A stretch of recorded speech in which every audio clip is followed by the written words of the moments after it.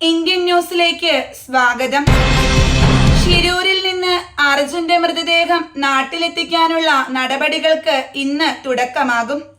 DNA പരിശോധനയ്ക്കായി സാമ്പിളുകൾ ഇന്നു തന്നെ ശേഖരിക്കും. ഇതിന്റെ ഫലം 2 ദിവസത്തിനുള്ളിൽ ലഭിക്കുമെന്നാണ് പ്രതീക്ഷ. എത്രയും വേഗം നടപടികൾ പൂർത്തീകരിക്കുകയാണ് ലക്ഷ്യമെന്ന് ജില്ലാ ഭരണകൂടം ഇന്നലെ തന്നെ വ്യക്തമാക്കിയിരുന്നു. തൃശൂർ കയ്പമംഗലത്ത് 40കാരനെ തല്ലിക്കൊന്ന് ആംബുലൻസിൽ കയറ്റിവിട്ട സംഭവത്തിൽ 9 പ്രതികളും വലയിലായതായി പോലീസ്. മുഖ്യപ്രതികളായ കണ്ണൂർ സംഘത്തിലെ സാദിഖ് ഉൾപ്പെടെ 4 പേരും പിടിയിലായവരിലുണ്ട്. ഇറിഡിയം നൽകാമെന്ന് പറഞ്ഞ് സാദിഖിന്റെ പക്കൽ നിന്നും പലപ്പോഴായി 50 ലക്ഷത്തോളം തട്ടിയതിന്റെ പ്രതികാരമായിരുന്നു അരുൺ എന്ന 40കാരന്റെ കൊലപാതകം. താരസംഘടനയായ അമ്മയും WCCയും തമ്മിലുള്ള തർക്കത്തിന്റെ ഇരയാണ് താനെന്ന് നടൻ സിദ്ദിഖ്. ബലാത്സംഗ കേസിൽ ഒളിവിൽ കഴിയുന്ന സിദ്ദിഖ് സുപ്രീം കോടതിയിൽ സമർപ്പിച്ച മുൻകൂർ ജാമ്യാപേക്ഷയിലാണ് ഈ വാദമുള്ളത്. ശരിയായ അന്വേഷണം നടത്താതെയാണ് ബലാത്സംഗ കേസിൽ പ്രതിയാക്കിയതെന്നും സിദ്ദിഖ് പറയുന്നുണ്ട്. മുൻകൂർ ജാമ്യാപേക്ഷ തിങ്കളാഴ്ച പരിഗണിക്കണമെന്ന് ആവശ്യപ്പെട്ട് കത്ത് നൽകിയിട്ടുണ്ട്.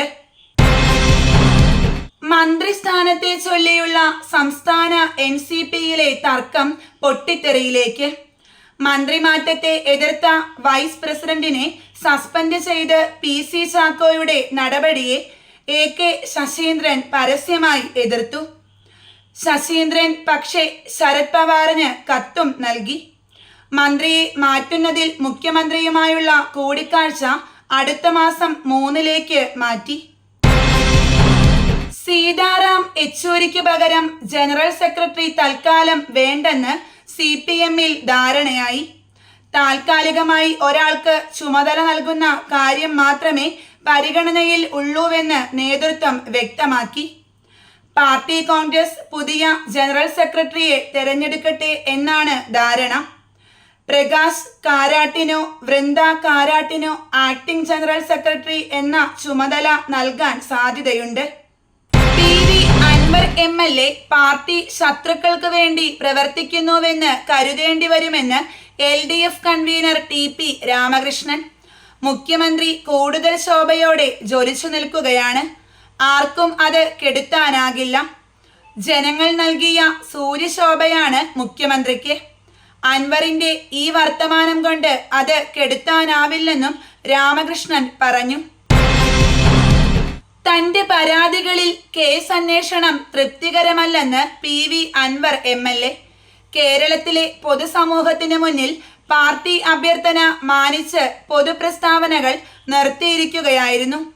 പാർട്ടി പ്രസ്താവന വിശ്വസിച്ചാണ് പാർട്ടി നിർദ്ദേശം മാനിച്ചത്. പക്ഷേ കേസ് അന്വേഷണം കൃത്യമായല്ല നടക്കുന്നത്. തനിക്ക് ബോധ്യപ്പെട്ടിരിക്കുകയാണെന്നും അൻവർ പറഞ്ഞു. ന്യൂയോർക്ക് ഐക്യരാഷ്ട്ര സംഘടനയുടെ സുരക്ഷാ കൗൺസിലിൽ സ്ഥിര അംഗത്വം നേടാനുള്ള ഇന്ത്യയുടെ ശ്രമങ്ങൾക്ക് കരുത്തുപകർന്ന് ഫ്രഞ്ച് പ്രസിഡന്റ് ഇമ്മാനുവൽ മക്രോ. വ്യാഴാഴ്ച UN ജനറൽ അസംബ്ലിയെ അഭിസംബോധന ചെയ്യവെയാണ് മക്രോ തന്റെ ആവശ്യം മുന്നോട്ട് വെച്ചത്. നേരത്തെ ചൈനയൊഴികെയുള്ള സുരക്ഷാ കൗൺസിലിലെ സ്ഥിര അംഗങ്ങളായ രാജ്യങ്ങൾ ഈ ആവശ്യം മുന്നോട്ട് വച്ചിരുന്നു. ഇതിനു പിന്നാലെയാണ് ഫ്രാൻസും ഇന്ത്യക്ക് അനുകൂലമായ തീരുമാനമെടുത്തിരിക്കുന്നത്. ഇന്നത്തെ വാർത്തകൾ ഇവിടെ അവസാനിച്ചു. നന്ദി, നമസ്കാരം.